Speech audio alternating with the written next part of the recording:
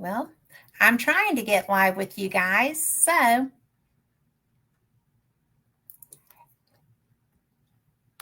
hello there. I am Kat Hobson, and you are listening to Fate Mag Radio, the online voice of Fate Magazine. I am having a very interesting technical night, so we're going to have a good time. I am joined tonight by my friend who is one of the best ghost hunters I know. He is one of the nicest men I know. He is one of my very best friends. He's the founder of Hollywood Ghost Hunters. He has written 2 books, Ghosts Believe in Me. Uh-oh. And I'm going to let him tell you the second one because brain poot.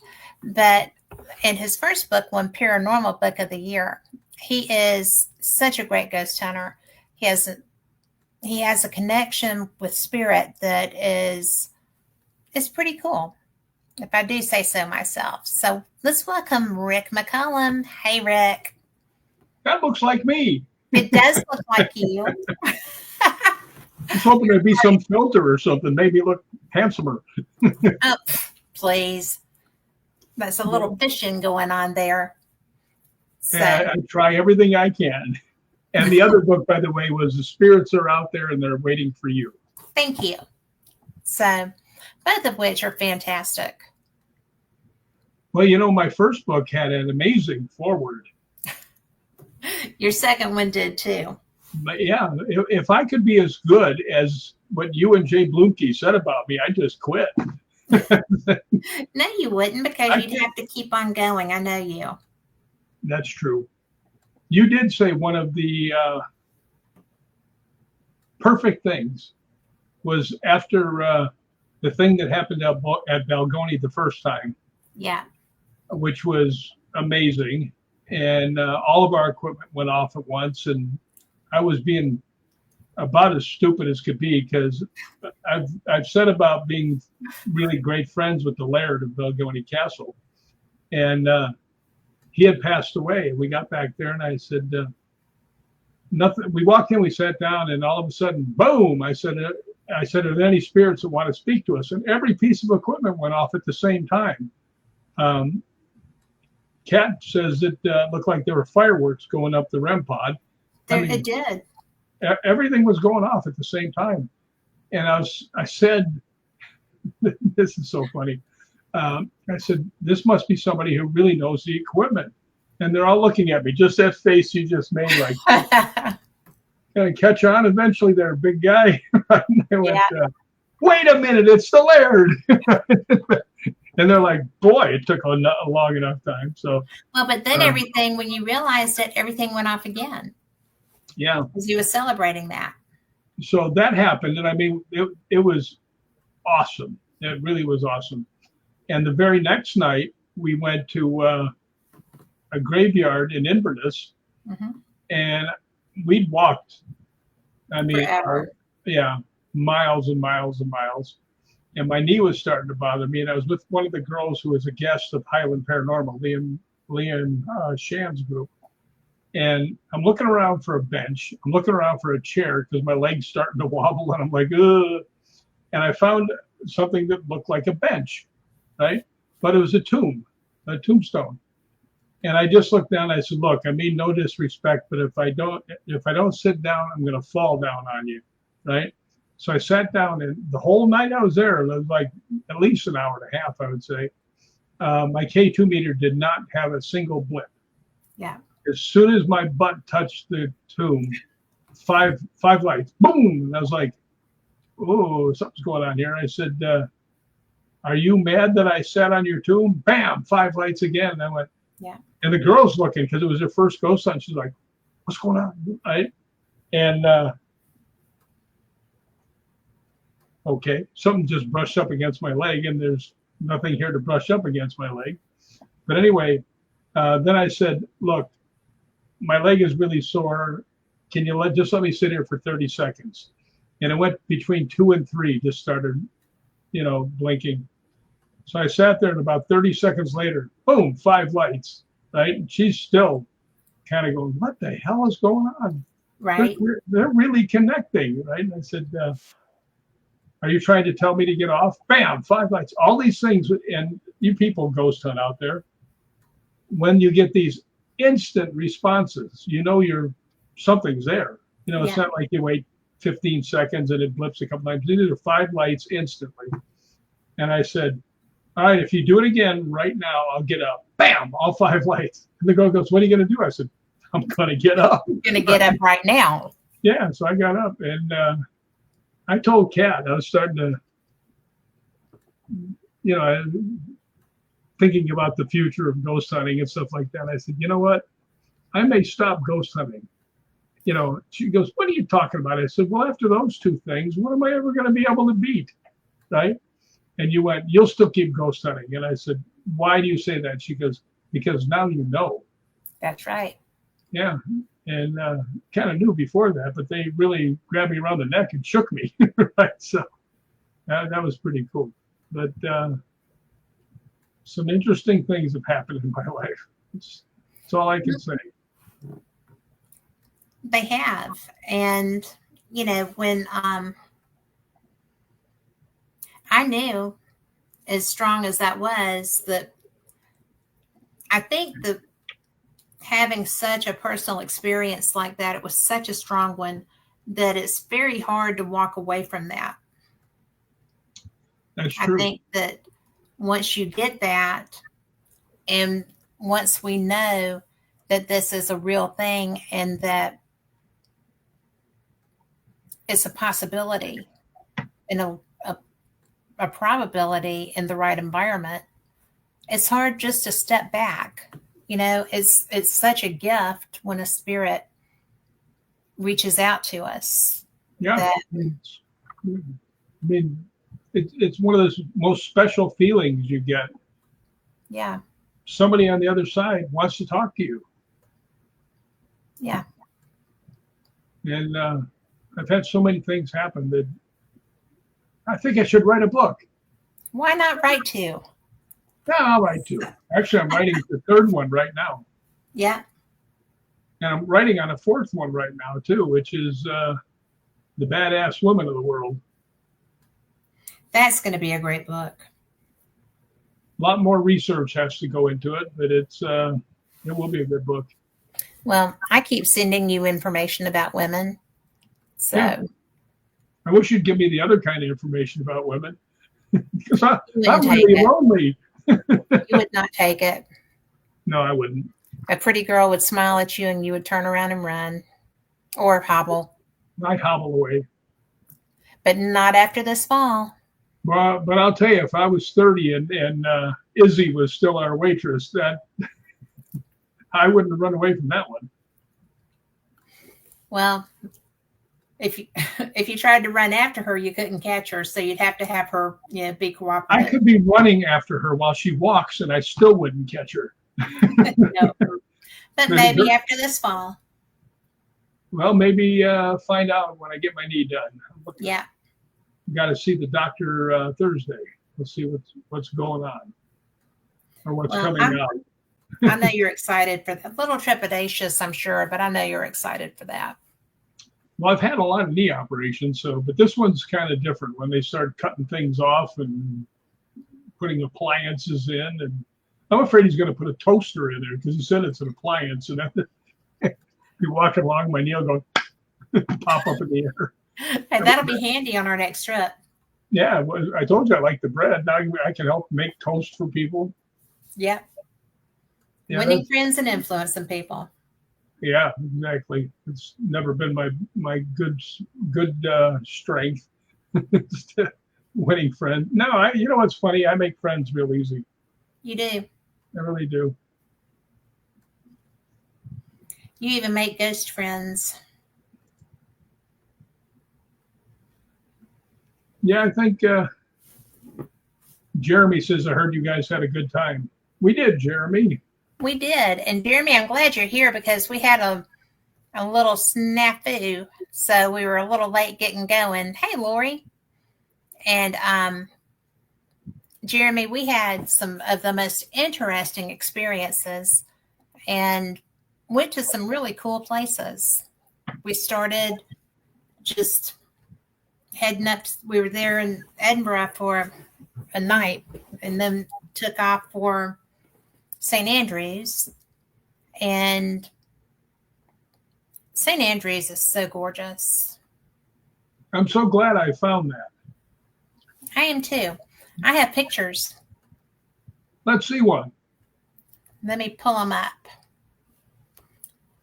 Go to the specs. There we go. You guys got some awesome pictures. We did get awesome pictures. I just have to find the right thing because I have. There's the balconies. We're going to come back to balcony.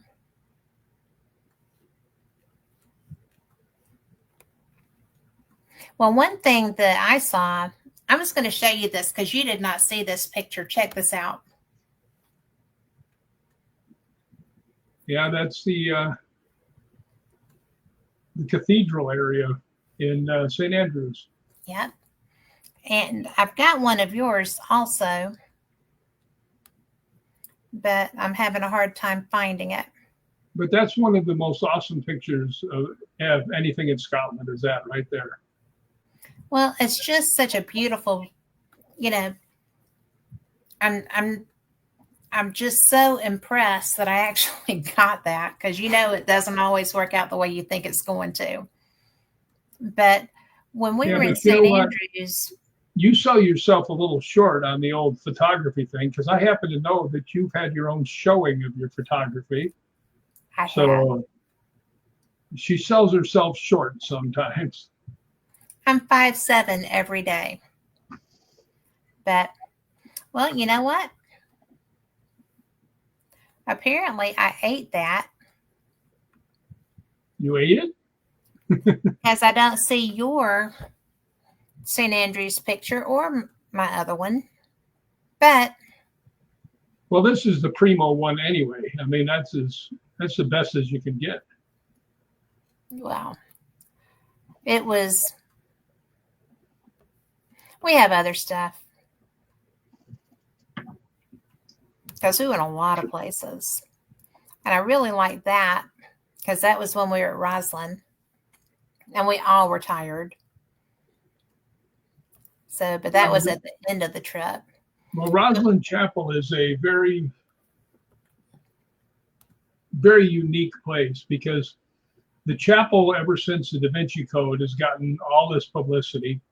And it's gorgeous inside. I mean, if you ever go to Scotland, you have to go to Roslyn Chapel. But so many people miss, there's a little road that goes down, and it goes down to 3 cemeteries. And if you walk a couple hundred yards, you walk right to Roslyn Castle. So, I mean, it's the real Roslyn Castle. Yeah, I mean, and it's kind of like going to Disneyland. I mean, there's, oh, look over here, there's Adventureland. There's, you know, all the graveyards and stuff like that. Well, here's one of the graveyards. In fact, Lori found her family there when we went that first time. That was the first place that she found a Patterson. And then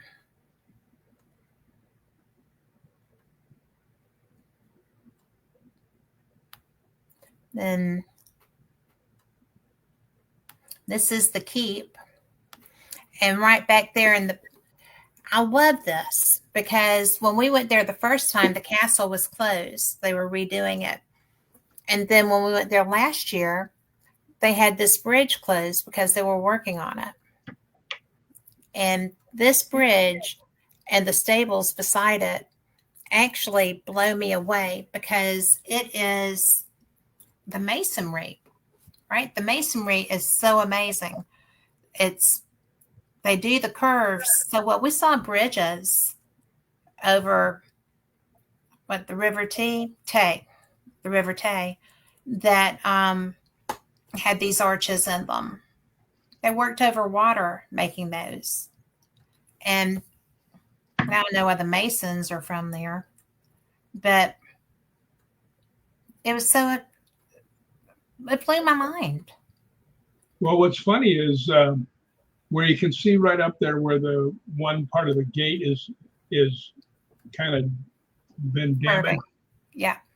That right behind that is, and you can kind of see it if you look real close. You can see that's where the castle is. And you can actually rent out the castle to stay there. Hmm. And I'm going to do that one day, even if it's going to be just me. No, it's not going to be just you.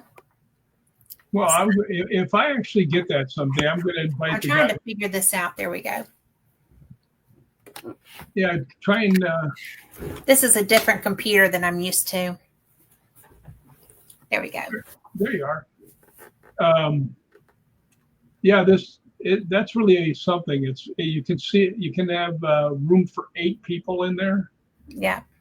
So there'd be me, you, Lori, Ryan, Gregor, probably Kyle. Probably Lee. Lee would be there too, for sure. That would be a good investigation.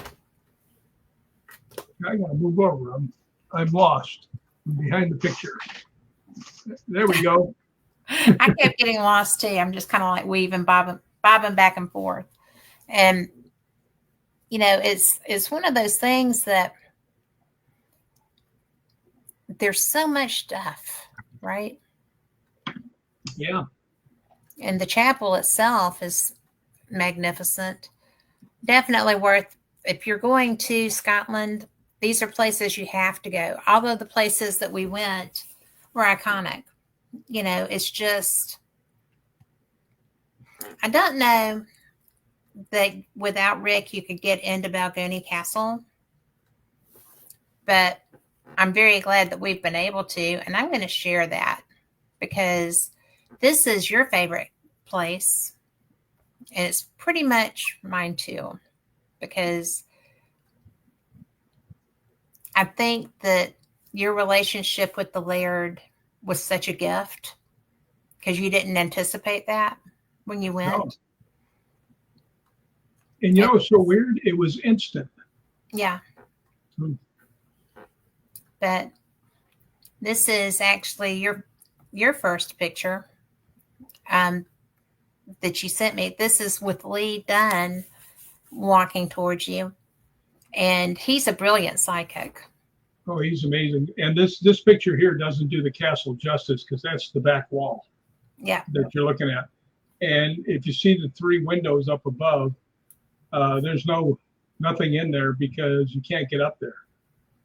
So the thing that's here, the wall you see on the left side of the picture is the main part of the castle. Yes. The castle's really big. I mean, there's like 3 floors and several rooms on the first floor, the chapel, the waiting room, the thing where the Laird lived. Well, the Laird, I have to tell you, he passed away a couple of years ago, but he was an amazing craftsman. He painted all these things in a ceiling.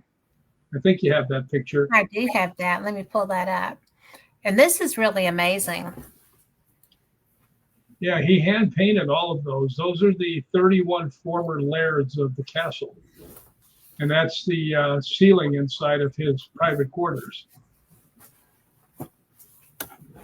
Which is gorgeous. Yeah, it's amazing. By the way, I have something that you were there while we were talking about it. When you got slapped in the head at the Writers Museum. I got slapped in the back of the head at Balgony. Where were you? In the right in front of the chapel. When you first go in. But that's us. That is us. But I was trying to pull up the sign, but that has the sign also, and it says the most haunted castle in Scotland. Because it is. Gets my vote. Well, it's, I don't know what is going on, but there we go. So this is funny. Guys, I'm using a different computer, and it's just like, but that is really the most haunted castle haunted place, really, consistently. Because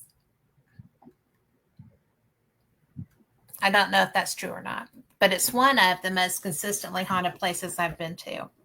Because I really think that because of my experiences, I would have to go with the Paulding gel as well. Well, And but as far as ancient, I mean, the spirits at Balgony, the spirits through Scotland are ancient. well, if you look behind you, that's better representation of the castle behind us. Yes. But It's a yeah, beautiful castle. that's an amazing place. Yeah. Yeah, I always think of that. You know, and after the Laird passed, his son is now the Laird. And when you say Laird, that's the Lord of the castle. Yes. And in Ireland, you call them the Lord of the castle. But in Scotland, they're the Laird.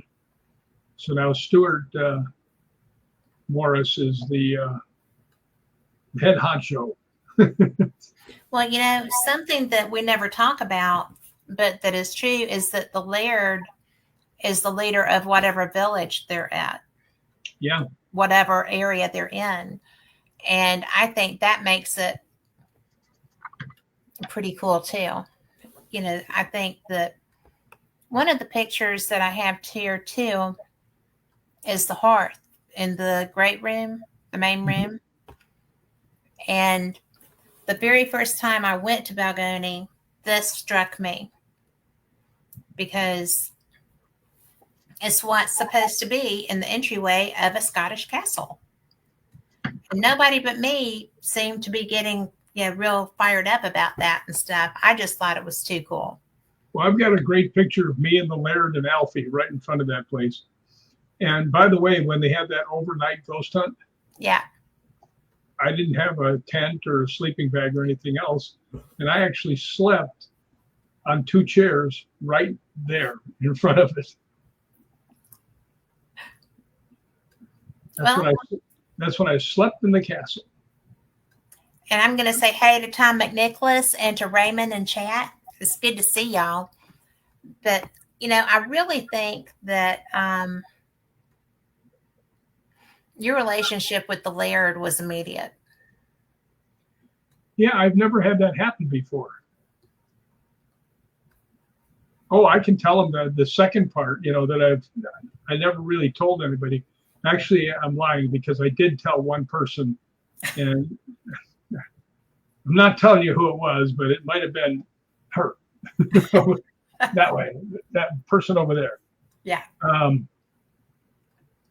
After we had gone and he was showing me his upper room and all this other stuff, and I kept saying, you know, there's a whole Knights Templar flavor through this whole thing, the flags and these things. And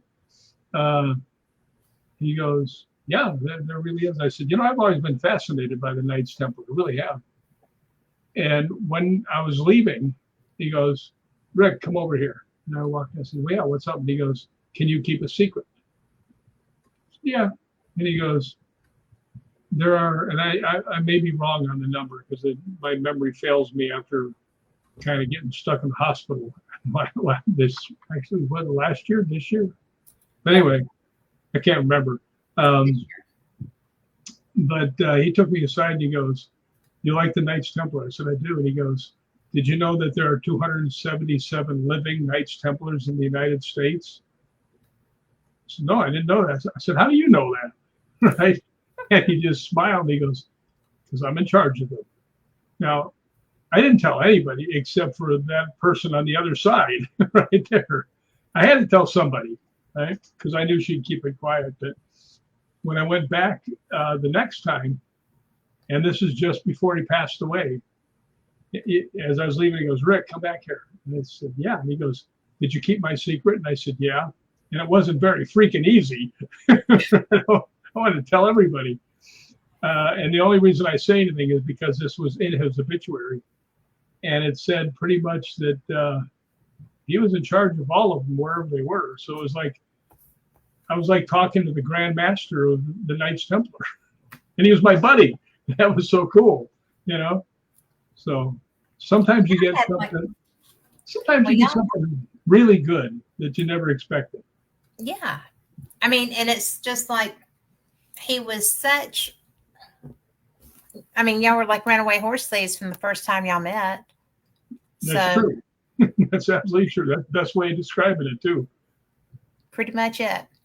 And then, um, did we show the crests? Did we go? I am losing my marbles here. I'm trying to keep up with where things are. I'm going to show this because while the Laird did all these projects, the winters are long in Scotland and cold. And he was a craftsman. He was a master leather worker, but he also made this door. He made all the doors in the castle. Yeah, I think it was 41 doors, and he hand carved every one of them. Like this. Yeah. And just the ones that I saw blew me out of the water because the intricacy of that work. He also carved his own coffin. Yeah, it was back in his museum room. And when he made it, he actually put down his date of birth on one end. And he just told him, all right, when I die, you just put one on the other end and send me off. Finish it right off. That was so funny. He also had pictures of his wife that he painted that were different. Oh, they were so beautiful. Yeah, he was just an amazing guy. I mean, so talented in, woodworking. He represented Scotland in the leatherworking championships. Yes. And then everything else, the painting he did, he was just amazing guy. And he could call on a whole bunch of people that could beat up on you if you picked on him. Well, you didn't want to cross him. No, he had some buddies. Well, that and Stuart, who's now the Laird, is like huge. Well, I just absolutely would. I was so impressed with how very amazing everybody that we ran into that had anything to do with Balgony was. And I like the new Laird. I've talked to him a wee bit, but. Well, when we went back, when it was with Jay and Kathleen, I think Mikey was there. Yeah, because Mikey had been in the stuff we filmed later. Uh-huh. And Gregor. And the Laird was still there, right? And it was so funny being back there. But we went back. He was in the hospital bed down by the museum room, but behind. That was his private residence because he couldn't get up the stairs anymore. And he didn't say hi to me when I walked in or anything. I was like, well, maybe he's really sick or something. And he's talking to everybody, and he comes towards me and he sticks his hand up. And I reached out and he goes, he grabs my hand, pulls me down, and he said something to me. And I went, God, there's a lot of dirt in this area. I gotta go outside. But I didn't fool anybody. Right? So yeah, to be an actor, you really suck at that. I do. I was better at falling down than acting.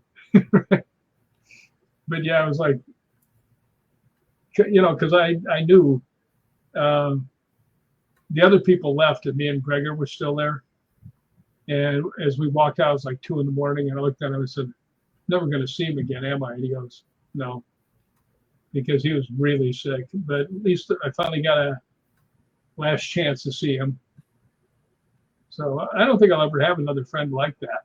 I mean, I've got good friends. I've got that cat person and Lori and Mikey and Kane and RA. I got friends, but none of them live out here. I mean, I'm like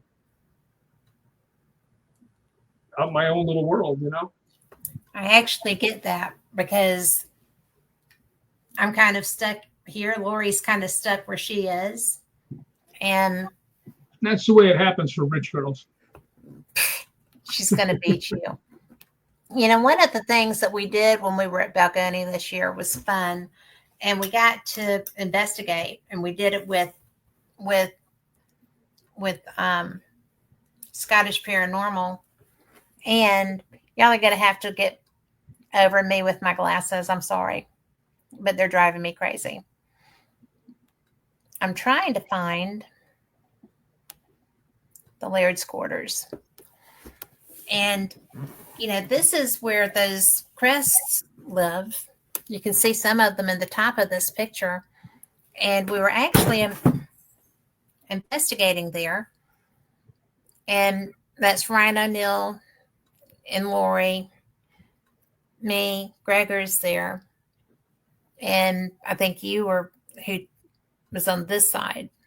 Yeah, I'm up there by the wall. I see. Behind Lori. Yeah. And, this was really a lot of fun because there was a lot of activity going on in that room, but there wasn't anything definitive. You cannot walk through that place and feel alone. No. You can feel all the spirits there. I mean, when you go down to the chapel, you've got David, that they know of. And the Laird is there now. It's just, I think Alfie's there too. Alfie was his Irish wolfhound. And I have a picture of the two of them, and he's got the long beard and stuff, and he's got the kilt on, and the Irish wolfhound is, and they're out in the courtyard. And it's like, boy, if you were looking for a Laird of a Castle for a movie, there they are, right there. There they are. And, I love that picture, by the way. I wish that we had thought to put it up here. But then we went over to the chapel, and Ryan was setting up with all of his different toys. And, with that Frank's box, that's the one that you got your message in. Yeah, in no uncertain terms. We were all in the other room, the entry room where you go in, where we just saw that fireplace. We were in there. And it was wrapping up the night, and I'm sitting right next to the box. And they're all asking questions, and nothing's happening. So I asked them, I said, do you mind if I ask? And they said, no, go ahead. And I said, is there anything in the castle we should be worried about? And like 5 seconds later, it goes, the energy. And I was like, gotta go. Feet, don't fail me now. But yeah, that was, actually, I have this really great promo. I can't remember who made it, but that's the last thing in there. Oh yeah, it was that person that did it. It was that person. It's a great promo. Thank you. It was fun to do. And, the reason that it's so good is because we're such good friends and I know what you like. So, and you had a lot of stuff for me to pull from to make it. There should have been more pictures of Farrah Fawcett in there. You know what I like. Well, because she didn't ghost hunt with you, and so far you haven't shown me any evidence from where you were communicating with her. Next time, do it, and I'll put her in there. Never had little Farrah come to me. Have you ever asked? No. No. But, one of my favorite things is that we get to go with Scottish Paranormal. We get to go with Highland Paranormal. And I think that that's such a blessing. Well, history and horrors. In history and horrors, yes, because we did actually get to spend some time with them, and that was just friend time. It was fun. But in fact, I have so many pictures stuck up in here, but the history and horrors people, Lynn and Gary Knight, came and took Lori and I off to the coast because you didn't really want to go. But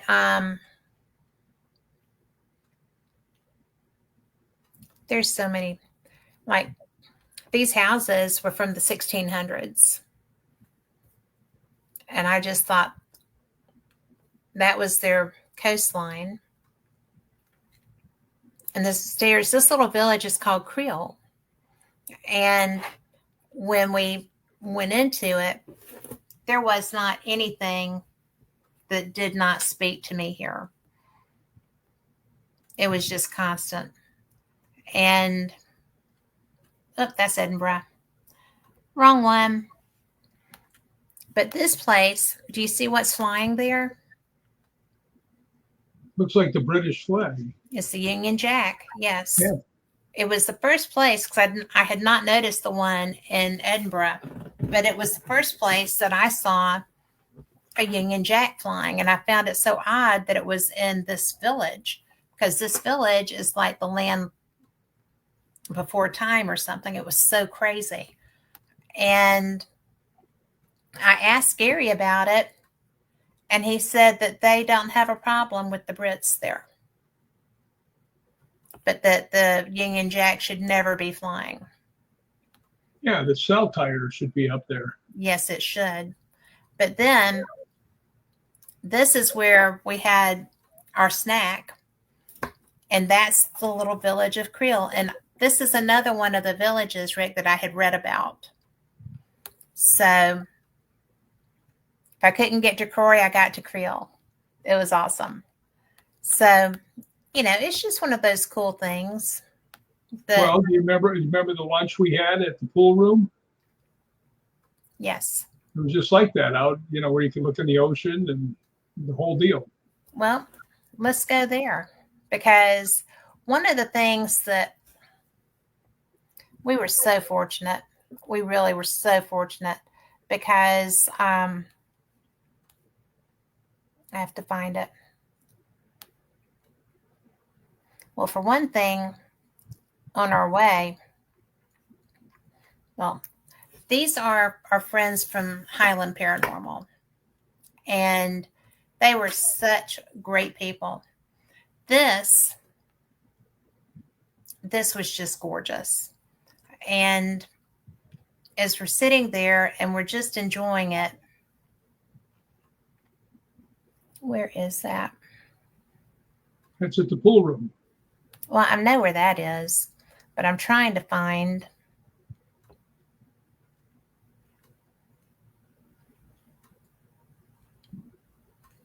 our view as we were sitting there. Yeah, that's because fantastic. This is what we were looking at. And that's not a long distance shot. That was right where we were at. That was right. I mean, you can see the grass that was right in front of us.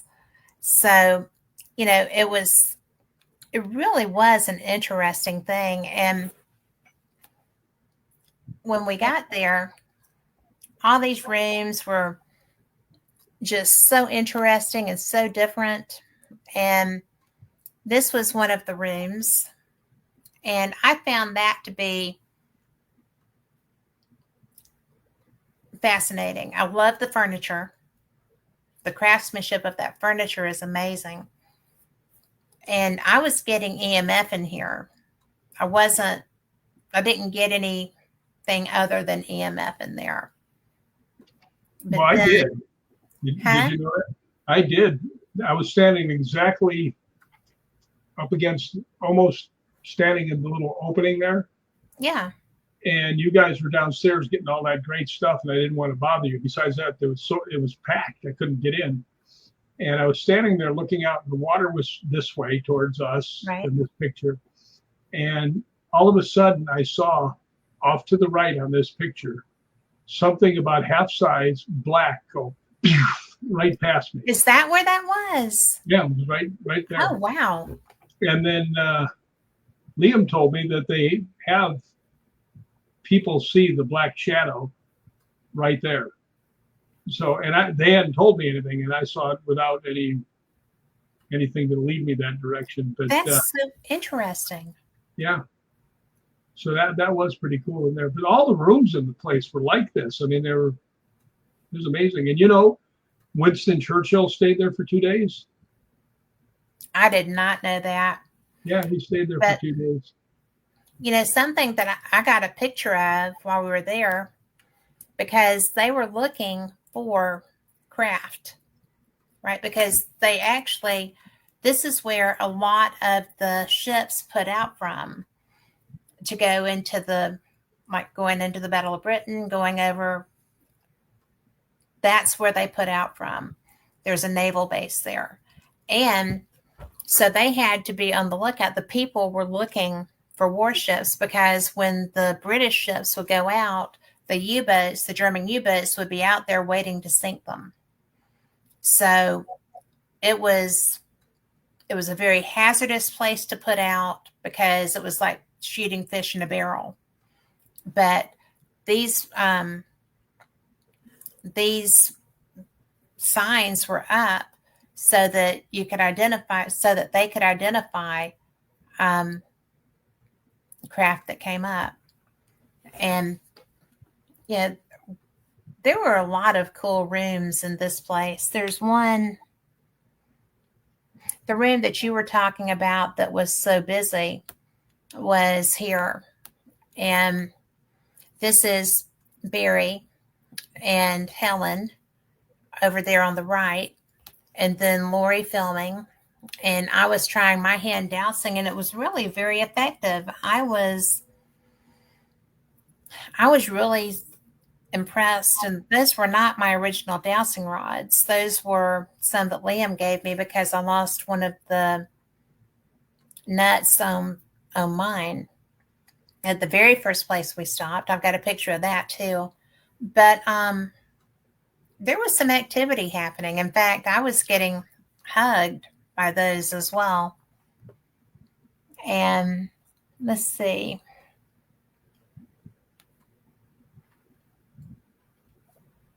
Bear with me just a second as I'm having to go through these. And because I've got you guys were getting a lot of activity in there, though. It was incredible. In fact, that was the place where we had gotten everybody thought that the housekeeper's name was Morag. And when we were up there in that bathroom, which, by the way, if y'all can tell, it's got a lot of Titanic stuff. It was a very masculine bathroom. But it was absolutely Maura. And she said her name clear as anything, Maura. Not Morag, but Maura. And I was excited. I was beyond excited. I was having such a good time.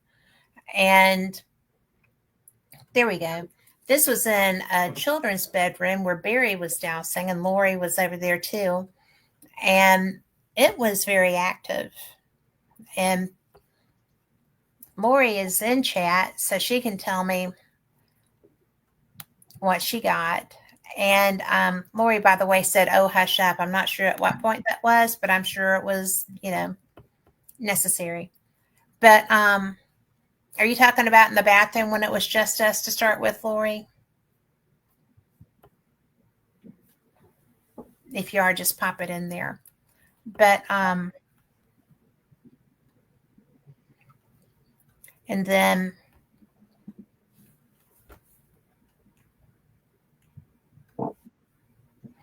there was absolutely nothing about that house that was not completely fabulous. And that house was huge. I mean, it was 3 floors high? Yeah. And filled, everything was filled in every room. It was like being in a museum. Well, and also when we first pulled up, Helen, Lori, and I were walking from the car, and we walked under that bathroom window. That's why we were in that bathroom, because Helen felt someone, and I saw a face in the window. And because as we're going by, she's like, "You feel that, right?" And I looked up. I said, "Well, she's right there." She's right there. And I don't often see that readily. It's not right off the bat like that. But it was cool because it was such a surprise. And Lori said that, she said the face in the window. And then she said that we had asked if she kept that bathroom ship shape, and ship shape came through the voice box app. So there was a lot happening in that bathroom, and it was so It was really cool. I thought it was really cool. Yeah, I was outside the door. I couldn't get in. Oh, But I could hear you guys all going, "Oh, that's a," and I was like, "Oh, well, they must be having a good time in there." it was a good time in there. So I'm trying to see if there's anything else from that house. Well, I took pictures of almost every room Yeah, because I was locked out of the bathroom. But I did get that black shape go right by me. That was, that's cool. yeah. I wish I'd seen that Well, I went because up there with Liam and I said, I said, there's a mirror in front of that. And I was looking out into the water and the mirror was right there. And I thought maybe because the black dress was right here, then maybe I saw the black dress in the mirror, but I didn't. right. I saw a movement go by. So I had Liam come up there and I said, do you see any way that, might have been something? Because I saw something run right across here, a black shape. And he looks and he's going, no, there's no way you could have put the mirror where everything is. And I said, he goes, by the way, that's where they always say they have something go by, black shape goes by. And I said, well, did it again. There you go. It went right there. But I'm trying to find Highlands. There's my icebergs. I'll show you my icebergs when we get through. But I hate when I'm trying to find this and it seems to be out of. Now, you had this picture too, but I'm using mine because they're the same picture. Well, you're a better photographer than me. And that is the road that we took to get to the Pool U house. And it's so funny because this is what I've been looking for 3 years. That and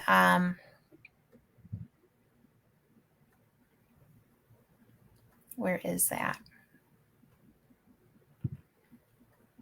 That was up in the Highlands. That is the same road that we were on. And, and this, I love this picture because if anybody has been to Scotland or if you've heard about Scotland, you know what a midge is. They're like mosquitoes with attitude. And this was where we stopped to get coffee, hot chocolate, whatever, and a little bite of a cake. And that, because we were already sitting there and we were seeing this, right? So that was, to me, that was very exciting. I wish that these things were in alphabetical order. Well, you know what was cool about all that? How many times we pulled off to the side where they had picture taking opportunities. Well, it was pretty amazing. And this was one of them. Yeah. And you laughed at me for 3 years because of the Scotland that I had read about that I was looking for the whole time. And the name of this picture, because I named this picture, and this picture is called My Scotland. And when I was talking to David on the phone, after I sent him that, I was like, this is what I've been looking for 3 years. Because this, to me, that picture, and I know that you thought I was crazy, right? Because you were like, we are not going to do and I'm like, we are going. No, we are not. Yes, we are.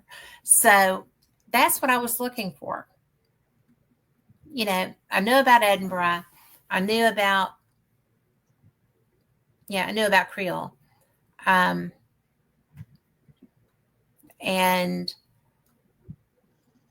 I think that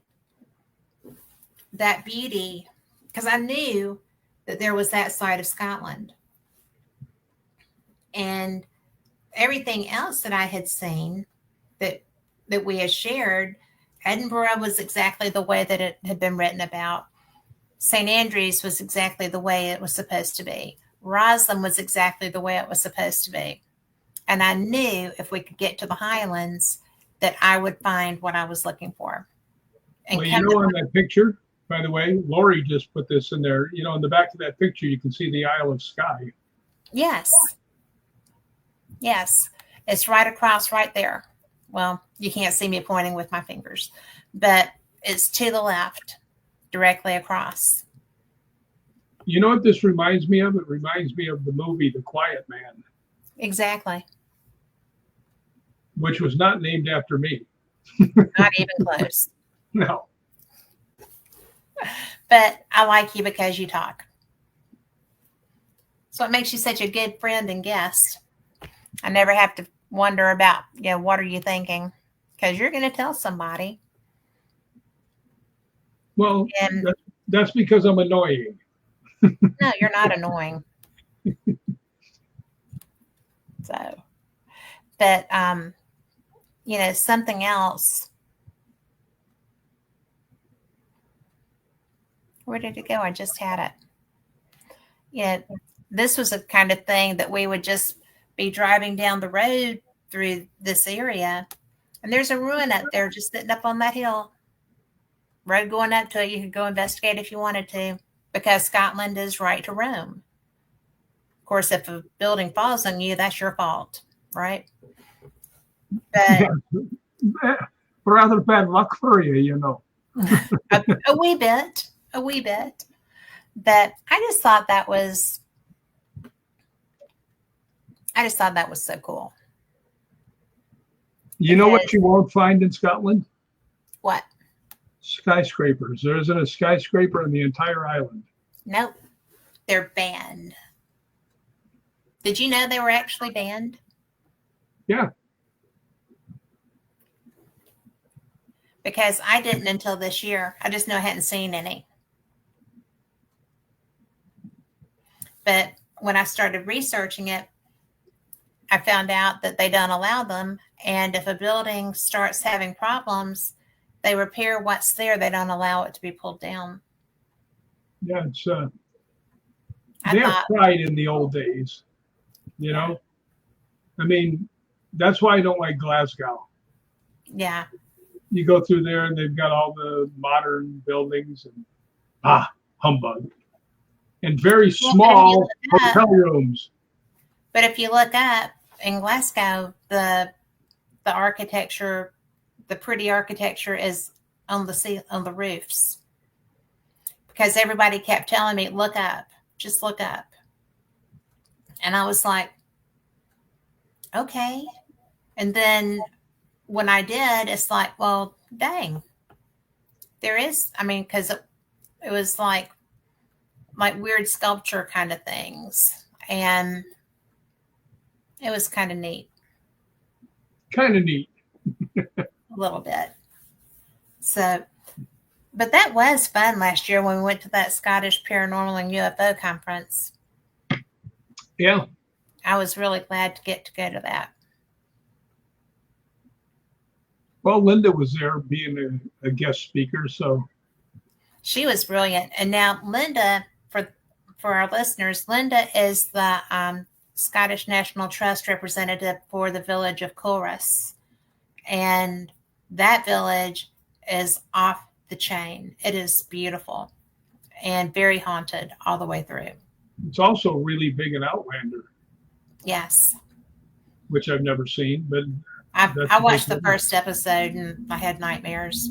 I don't like gore. Well, we've been to other places like Clough-Cairns. Yeah.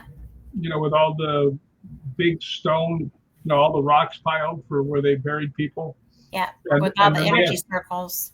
Well, they got the one big monolith, and I took a picture of it because it had been a big part of Outlander. And I sent it to Jay because his wife, Natalie, is a huge fan of Outlander. Right. And I sent it to him. I said, look what I found. And he sent back, he goes, don't touch it. You'll go back in time. So I wrote back, I said, how do you know I don't want to go back in time? I felt like such a goober because I was the only person that, other than you, that didn't watch Outlander. So I'm sitting there, and everybody else is like with their picture. Excuse me. Well, I know somebody that kept yelling at you to get on the rock and took your picture. But I didn't know to make the funny face. So it is what it is. So, excuse me, I had to get something to help that. But Hope I it was wasn't a peppermint. By the way, if you ever go to Scotland and you're going to be looking for the Holy Grail and the Ark of the Covenant, if you want something really hard to find, go look for peppermints. We looked in like 500 stores looking for peppermints. We looked in 3 different towns. Yeah, not a peppermint to be found. And that was crazy. They didn't have any kind of lozenge. It was funny though, everywhere we went. Well, we looked in Perth. We looked in Roslyn. We looked in Edinburgh. We looked in Glasgow. We looked in Glasgow. That's none to be found. That's 4 of the biggest cities in Scotland, and nobody had them. Not even the druggist. Yeah, nowhere. I was looking everywhere for them. But I remember I was in Scotland and Tom Danheiser sent me a message, said, "Hey, can you take a picture of something, famous and say happy birthday to George?" I said, "Yeah, I'd love to do that." So I was standing outside the chapel, Roslyn Chapel, and was taking my picture, and I was saying, "Yeah, I've been here, and I just wanted to wish you a happy birthday." I said, "I've been looking for the Holy Grail, and there's a cat dish, silver cat dish down there." I said, "Yeah, I went over and looked at that. I thought that might be something, but this cat ran out and attacked me, so it's not the most fun place." Yeah. Of course, I got him back. William the cat, he's very famous. He passed away though.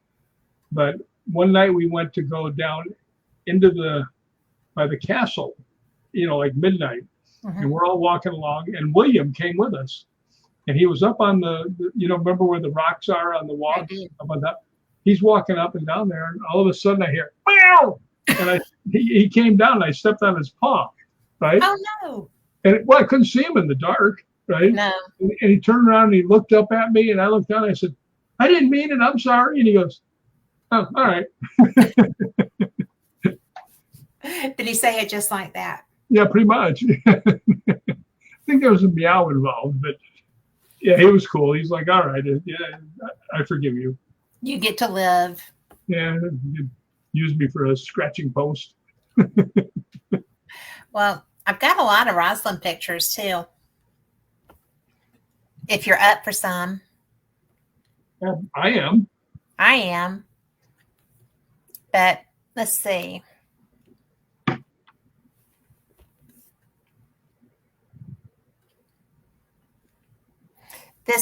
I loved Roslyn. Roslyn is one of my favorite places as far as looking at. I mean, exploring through, getting to see. I was real excited to know that we can stay in the castle, because we're going to stay in the castle at some point. But this is, I don't even know if I've got a picture of the castle here. But, we showed the cemetery earlier, and look at that background of that picture. That is what Scotland looks like. If you're almost not every day. Yeah. I mean, you could hike all the way across there if you were so inclined. Might have to run from a bull if you went over the wrong fence or something, but you can. I mean, and it's just that pretty everywhere you look. Then I love the old gravestones. Yeah. Those are really cool. Do you remember when we went to crud, I just forgot the name of it. Temple. Yes. That's a graveyard because everybody that goes there has something that happens. Yeah. And I had one that happened that I was there with Gregor and Ryan. And Ryan has all the equipment. He's taking everything out. He's got the DR60, voice recorder. And he turns it on. And I said, have any of the three of us ever been here before? Because we all had that feeling like, Yes. it was pulling us. And it answered, it went, deux, trois, which is 1, 2, 3 in French. I was like, well, because a lot of the Knights Templar were French. Right. A lot of people don't know. And the temple was actually the Knights Templar headquarters right next to Roslin. Yeah. Not right next to it, but very close to it. And everybody that goes there just gets a feeling that something's pulling them. You had it. You went down by the creek with I think Gregor. Yeah. Yeah. So that's one that of course I like the Knights Templars. Getting in there, I actually wasn't getting anything when we were there. Me and Ryan and Gregor. And I looked up and I saw, like, you see the tall gravestone in the picture you have up. Uh-huh. It's like that, but it had the circle to it, like the Celtic. Yes. one. And I was just drawn to it. And I walked up to it and I had my K2 meter. And I was standing about 10 feet away from it. I said, hi, my name's Rick. I said, I'm very, very interested in Knights Templar. I said, and because this was their headquarters. I mean, this is where they were. And I said, if you could just come close enough so this goes off, would mean a lot to me. And it went all 5 lights instantly and wouldn't come back again. And I was like, okay, I get it. You're done. Little things like that can really make your day. Well, they can. In fact, when we were there, Lori, I'm going to ask you, it was my thermal that I kept losing you on, if I'm not mistaken. But when we were up on because down by the creek is where I was getting my experience. And then when I came up to try to kidnap Lee to take him down with me, Lori and Julie was having a great time with her K2 and getting some really good experiences with it. And then I was filming Lori working with Julie, and they would move and I would lose them on my thermal. They would just walk out of the reach of my thermal by moving 2 steps forward, right? And Lori got tired of it because I'm sure she got tired of it because I'm like, step forward. Oh, step back. Okay. Step forward again. Go left. Go right, trying to figure out what was happening. And that was Julie. Lori, was that you and Julie that was happening with, or was that just you? I think it was both of you. But because that's when Julie was really working the K2 at those graves at the top of the hill. And it was the most bizarre thing that I have still seen with a thermal imager. And mine is an actual tool. Mine's not a order it off, goes to us or something like that. It's a real tool. And just you? Okay. But it was one of those weird, wacky things that you just can't explain. But it's really cool. Well, I was excited this time because Lori could actually map me on the thing. I was starting to think I was a ghost myself. Well, if you had been a ghost, you would have mapped you. But that's a good point. Yeah. But that really was so weird. It's a very similar thing. Because she's not the only person that hasn't been able to map you, is she? Well, no, there was a girl I went to her condo to try and shag something. And she came out to get me in the parking lot. And we went in and actually had a pretty good thing, good session. And then she walked me back out. She called me the next day. She goes, "You know when I came out to get you?" I said, "Yeah." She goes, "I looked on my Ring doorbell or whatever it is." She goes, "I walked back in and you're not on the tape, right?" And I said, "Really?" And she goes, "And when I walked you out to your car, you're not on the tape." And I was like, "Where'd I go?" I don't get mapped. I don't get on Ring doorbells. I really think I should be a burglar. I think you should be a burglar. The slowest, creakiest burglar known to man. But when I get my new knee, You'll be zooming. I'll be chasing people around. Probably not. But I wanted to share this stuff too because, when we're down around the graveyards and the castle and stuff, it's pretty interesting just getting to those areas. And one thing, this is the path that you walk down. There's cemeteries coming back this way on the left, on the viewer left. And I just think that this is such a pretty path to walk through. And then the whole village is just pretty. And like, this is just a little park on the side of the road as you're walking down to go get your meal deal. And it's absolutely beautiful. Well, you know that last picture you just had up? The path? Yeah. That's where I stepped on William. Right? Is it really? Yeah, right before that bench. Because he was up there on the rock, on the fence, walking along up there. Right. And then he jumped down. I stepped right on his little paw. Well, I shouldn't jump down at night. But I did have some really great dog moments walking down that path this year. So, well, I had a terrible dog moment one time at my little park I like to sit in. Yeah. I got my apple turnover, and this guy's walking with his dog. His dog turns around, grabs my apple turnover, and I yank it back, so I've got half of it left. And the dog keeps coming. And I started yelling at the guy. I said, "Hey, your dog's trying to steal my food." And he turns around and he tells me to F myself, right? And he goes, "Don't talk to my dog." I said, "Your dog's just, trying to steal my food." And he goes, "I warned you." And I jumped up instantly and got in his face and I went, "Say it again." And he looked at me and I said, "Say it again," right? And he reached down, he leashed up his dog and off he went. But the next day I was walking on one of the trails and here he comes with the dog the other way. And he went.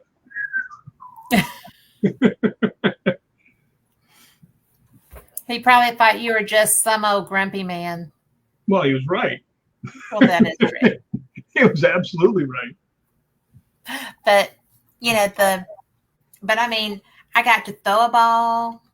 I got to chase the ball myself and throw it again. And then I found another. Throw the ball. You know what I missed at Balgoni? I missed Alfie.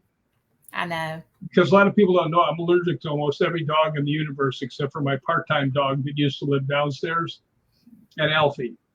Yeah. And Alfie passed away last year, so I didn't get to play with Alfie. And part-time dog moved to Texas. Part-time dog is now residing in Texas. I think you should have gotten custody rights with that. I think so too. Visitation. Yeah. But he'd have to come here. He would have to come there. I'd be over at the train station. Here he'd come walking out with a little bit of luggage, He's Elliot. I wouldn't doubt it. But I wanted to show some more of these pictures because I know that y'all think I'm crazy when I take these kind of pictures. But to me, Roslyn is so quaint and so pretty. And these are 3 apartments, 2 on the bottom, and then the stair going up to the second floor right there. And well, I have to tell you something, though. That's not why we think you're crazy. But okay, what? I said that's not why we think you're crazy. Oh, shut up. You're so bad. But anyway, I just love this particular village. It is, and it's not because it's famous, and it's not because of the cloning stuff and all this, that, and the other. It's because it's except for the man that was the ass about, your turnover. People there are nice and they just seem to live and let live, and the food is awesome. But I just think that it's prettier than New York, like how these doors are put together, and the doors are short because the people there are short. Yeah, my head found that out several times. True. And then I thought this was cool because this is some of their street art. Who would have thought a village as tiny as Roslyn would have street art, right? And I just thought that was cool. It's the little things. Well, that's really part of the whole deal, Yeah. The quaintness of everywhere you go. I mean, like I took you guys to the little park that I like to sit there and eat my apple turnover, and where you can see it really gets me, just like at the harbor. Yeah. The parents are playing with the kids. Other people are playing with their dogs. There's a playground there. All little kids are playing. I mean, it's just a great place to just sit and watch. Yeah. Well, that harbor is. If they're not stealing your apple turnover, it's a good place. It would be a hard pick because I liked that park too. It's a good place. I like the park directly across from our hotel because everybody, it's a 4-way stop, and meet Porridge, the dog, who I petted, and yeah, it was so funny because we're standing there after you'd played with Porridge down. It was actually right on that picture of the walk where you were playing with Porridge. And then we're sitting there, we're right in front of our hotel. And here comes Porridge around the corner. I think it was the next day. I'm not sure. Yeah, it was the next morning. And Porridge starts going, "Oh, I love you." Comes running over there, lays on her back here. I was like, wow, Porridge is a rock star. Porridge is a rock. And what's so funny is that she had been going for her puppy lessons that afternoon, the day before. And when she nutted up when she saw me, and we loved on each other for a minute or two, and she got up, and I was like, I don't think those lessons went well. So, but I have that effect on dogs. Even the dogs in Scotland are nice. They are. And it's just so different. I don't have any problem with where I live. I love being an American. But I think that right now we're in such a turmoil because everybody's so mad all the time, and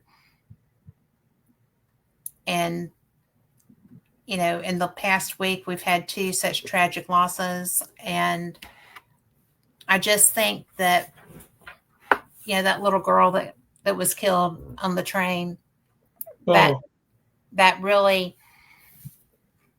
You want to talk about getting me fired up. You know how I am. And I see that girl with her feet up and she's crying, and that son of a bitch, who I hope rots in hell, comes up and just stabs her to death. Well, and nobody helped her. Nobody touched her. They just let her sit there and die.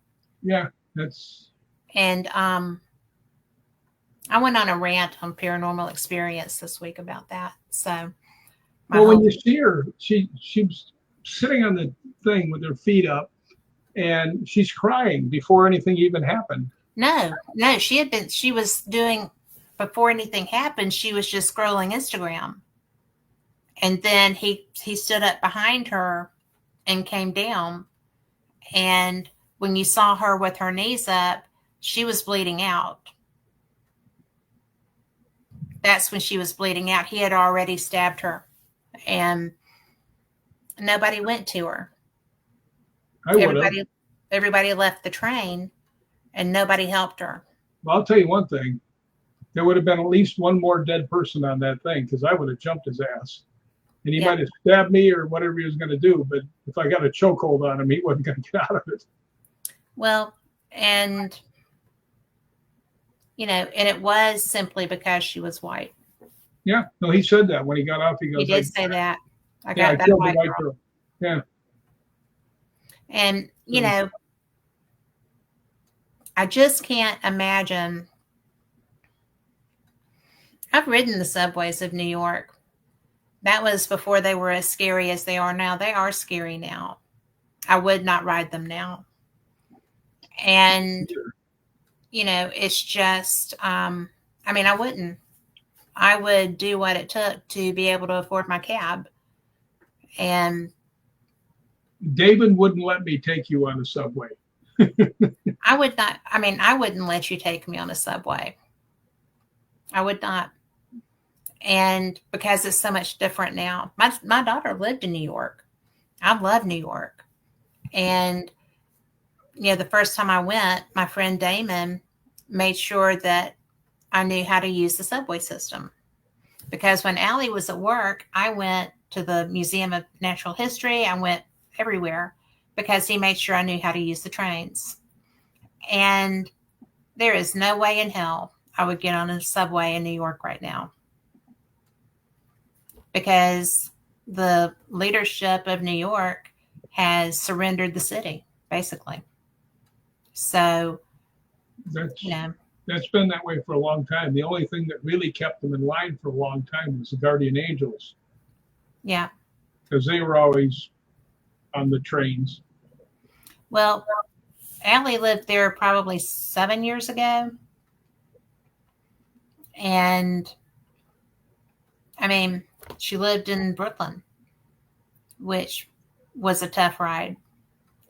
But, yeah, that hit all my buttons, all my mom buttons, all my female buttons, all my how dare you buttons. And what kind of son of a bitch walks off and leaves that child? Yeah, I got to tell you, though, that I've never been more fired up when I saw that girl with her feet up and she's crying. Oh. Yeah. So, well, and then, there's a lot of stuff. But I sit there and, I don't know that I would even go on residentials here anymore. I just don't think I would. Yeah, there's trouble coming. Let's put it that way. There is.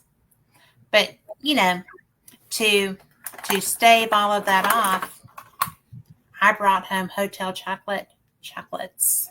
Yeah, and you guys flew away without giving me any, you dirty rats. Well, but you got some. I got one piece. You didn't get you a box? No. You were standing right there beside me. I know. But I get the other kind of chocolate. Well, I will send you a box. You know what I buy for chocolate? I do. Terry's Orange. I do. Just so I can squish it and just get it the business. Breaking things. I do like breaking things. Usually it ends up being my bones. See, a lot of people here don't know that I was a stuntman for 43 years and got launched downstairs off the hoods of cars and the walls and everything else. Into barrels off of cars. Yeah, that hurt. You know what, though? You could have been ghost hunting me right now if Robert Pendergraft hadn't saved me. Yeah. Because I was playing Dark Wolf and I had the wolf face over me. And I'm chasing these two kids into this industrial elevator. The kind with the thing that slides up and down instead of this way. And you can see them. It's like a fence, right? And my friend Richard, who's directing, goes, okay, what I want you to do is chase them and get there just after they slam it and jump and hit into it and go back down to all fours and then take a couple beats and do it again, then go back down to all fours, like I'm trying to get to them. And on the third one, I heard somebody else stop and grab me from behind and yank me. Now, Robert Pendergraft is like 6'5", and he's about 320 pounds. And he yanked me backwards, and I was like, what the hell's going on? Now, part of the problem was the headpiece, which is animatronic. So the teeth would open and the eyes would light up and everything else would fall down. Anytime I moved, it would fall down over my eyes and I couldn't see anything. So I know where the thing is. So I'm jumping up and hitting it. And I'm going on for the third one. The elevator went up and took because I'd hit it so hard, the safety thing stuck to it and went up. And I was getting ready to jump to hit it. And it was already gone. And I would have gone head first down the elevator shaft. Oh, my word. Yeah. So thanks, Robert Pendergraft. Love you, man. That might be a little scary. I just realized that thing is still up, so I was going to pull it back down. But I'm trying to see. Oh, I do not have many pictures from Sterling. However, you sent me one. Well, I know which one it is. Yay! I look so thrilled.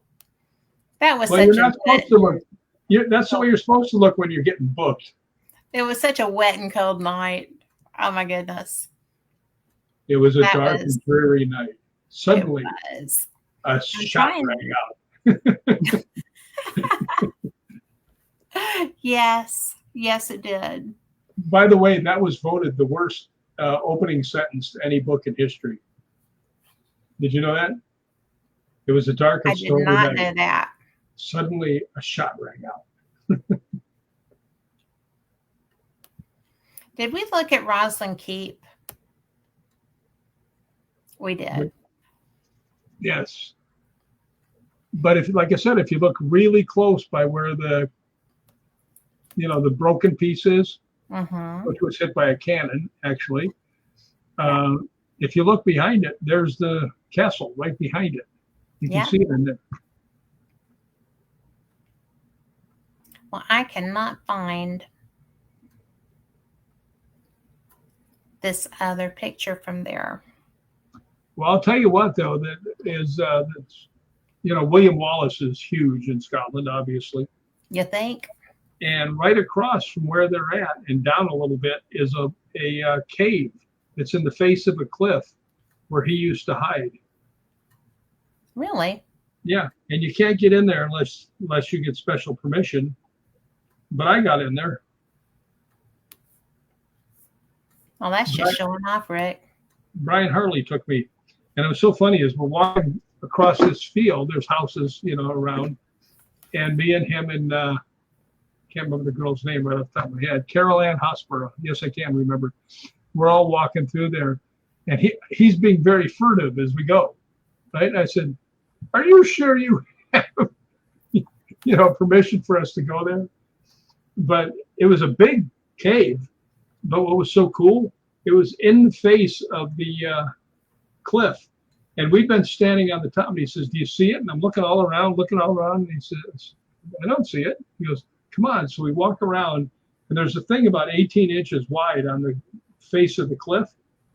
Yeah. And we go walking in there, and then you go around this. It's kind of an entry that's still hard to see. But when you go inside, you're in the whole cave. And I thought, wow, this would be the easiest place because it's like a 40-foot drop, right? It's like you just stand there and anybody tries to walk in, you just go, poke. They go falling off the cliff. But that's where William Wallace used to hide. Well, that's funny. At least according to the stories I was given. Well, don't you just think sometimes, and this is not to be disrespectful, I just think it's funny. But there's so much that comes up with the things that William Wallace slept here, or, because we have that in our New England areas too. And, Mary Queen of Scots slept everywhere. Yeah, I was just going to say, that girl got around. Well, and Bonnie Prince Charlie slept everywhere. By the way, did you know that she was actually 5'11"? I did know that. For back in those days, that was huge for a lady. That's a big woman. Yeah. And, it's so interesting to me because she literally was everywhere. Yeah.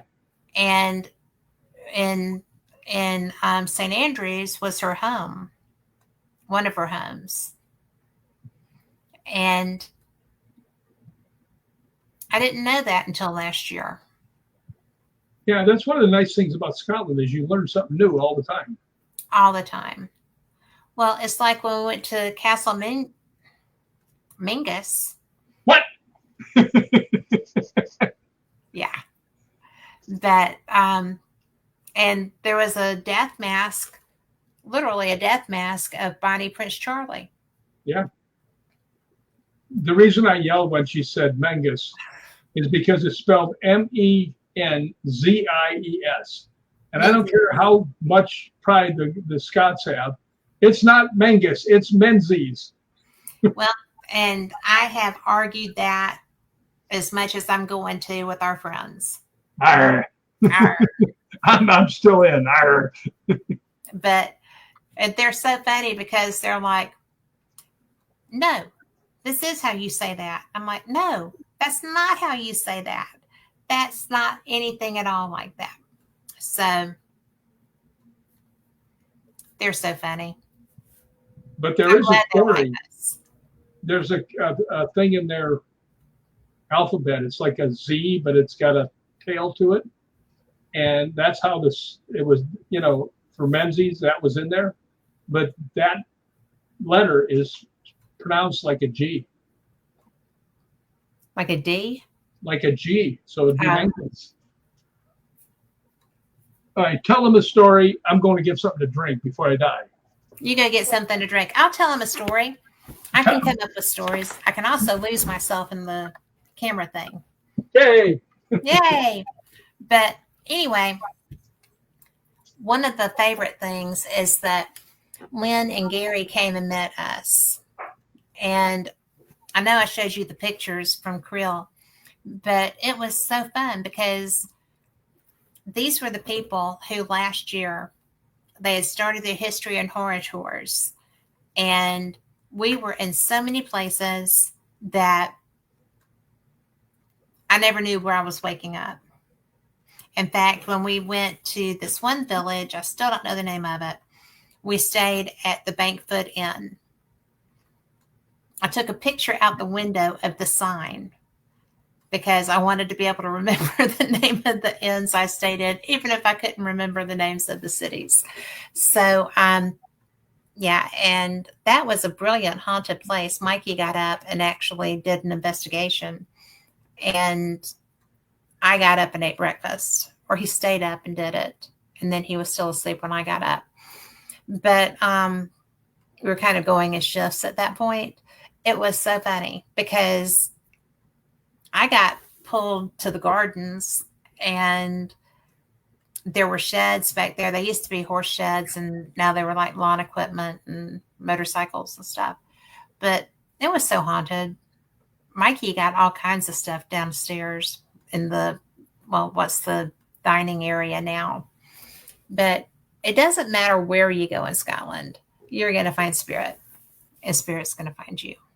And that's always fun. So when we were at Castle Mingus, he'll fuss about that. But when we were at Castle Mingus, it was so beautiful. It had yellow wheat that had grown and kind of folded over itself, so it looked smooth. And as you came through the forest, it was an ancient forest, and the long needle pines. I'm not sure what kind of pines they were. I'm talking about the trees going into Mingus, about how beautiful that site was. Yeah, there's, everything in Scotland is beautiful. I mean, it really is. Special, though. I thought. I wouldn't argue with you. It's because you wouldn't win, but yeah. That was in the back of my mind. It is what it is, right? I cannot get this camera right. But There you are. yeah, I don't think I'm going to use this computer for this again. But it's really, there's not one place that we went that I would not want to go back again, except maybe Glasgow. Yeah, Glasgow was a.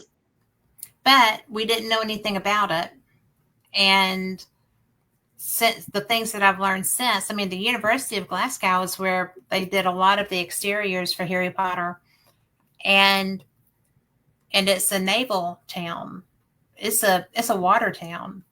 So I would have liked to have found their waterfront and seen what it looked like. But there's really, we got pretty far north this time. Yeah, we did. We got up into the Highlands. Yeah.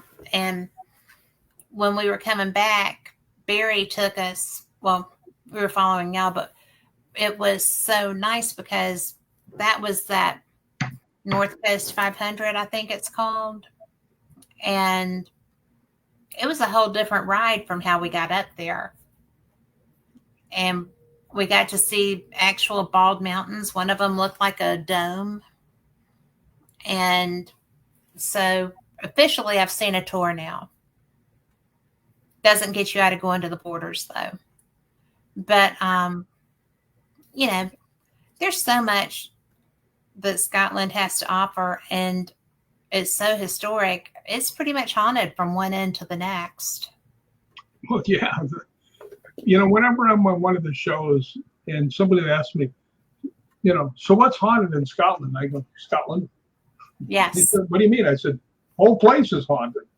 It is. You go in to buy a burger, there's probably a ghost sitting next to you. I mean, it's everywhere is haunted.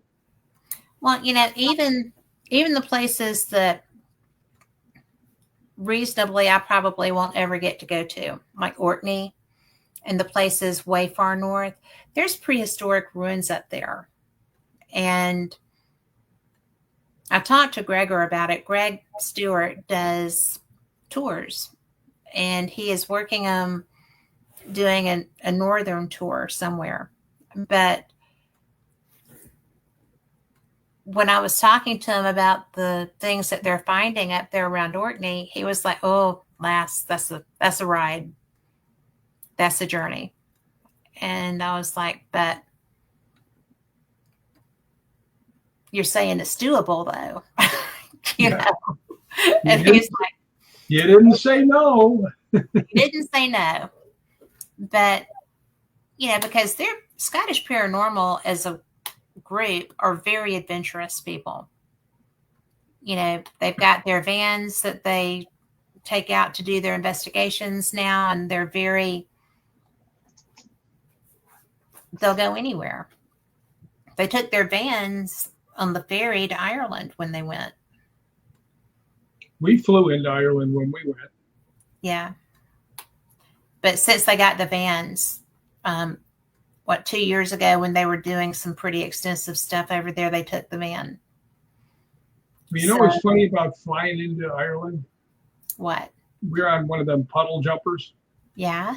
And they're taking everybody's luggage. They had enough room to put it down there, but they wouldn't let anybody carry anything on. And they put all the tags on our bags, and we're all walking along, and Gregor or Ryan said something to the people that were picking up the luggage. He goes, "Yeah, this is real expensive, ghost hunting equipment. We don't really want to put it underneath." He goes, "Oh." He pulled all the tags off and threw them on the ground. He goes, "Go on in." Well, thank you. That's funny. That was not my best trip ever, though. If you remember Lemp Castle. Oh, the Lemp Castle. Oh, you should tell people about that. We went to Lemp Castle, which is very famous. And we got there about an hour too early because they were having like a dance or something inside. And we were sitting out in front. And as soon as we got there, like everybody got out because it'd been a good long drive, and they were all off in the bushes somewhere. And everybody was getting back in. And I was like, I want to stay outside. It was kind of cool and windy, but it reminded me of Chicago. And I mean, something hit me. I mean, hit me hard. And I was like staggering backwards, right? And I almost went down because I was going to go to the ground, you know, because I don't want to fall down. And I heard a voice in my head say, if you hit the ground, you'll never get up. So I threw it into reverse, you know, Right. and stayed up and went over and grabbed the car. And one of the guys came out and grabbed me and said, man, what's going on? I said, I don't know. Something just walloped me, right? I said, just let me sit out here and let the cool wind get on me. Because, you know, I don't know what it was from. So they get back in the car. And one of them wrote in the first book, said he looked in the rearview mirror and he couldn't find me, right? So they got scared and he jumped out. And I was actually leaning on the side of the car, you know, hanging on. And he said, he was so white, he says, you know, we were really worried, right? So they get me to stand back up and I'm like out of it, right? And they get me into the front of the car. And by then we can go up by the castle and we pull up and they get out. And I said, guys, just let me sit here for a bit. I said, you know, let me get composed. And while I was in the car, my vision started going like that. And then it went, and I was like, oh, crap. Yeah. And I thought to myself, I'm dying. You know, when your vision goes and then it goes like this for the all black, I was like, I'm dying. And I was positive of it too. And I just leaned back and I was sitting in the chair. And from here down, it was like, you know, the bathrooms on the airplanes, you know, how strong they are. My energy went the same way. And I was just like, just laying in this, you know, leaning back in the seat. I couldn't move. I wasn't seeing anything. And finally, I can't remember exactly what I said. Oh, I know what I said. I was sitting there and I was like, sitting there and I went, well, God, if this is my day, I'm okay with it. I've seen a lot of stuff I never thought I'd get to see. I'm okay with it. Right? And I just put my head back down. And right then, everything came back. And I started to, my eyes were coming back. And I was like, I was getting energy. So anyway, they come and look at me. The Scottish paranormal guys were so funny because I'd be laying there and I'd look out with one eye. And there'd always be a face peeking. A different face came out to check on me. But I got out, went in, sat down, and I felt fine. You know, it took probably about half an hour, but I felt fine. I went ghost hunting and everything else.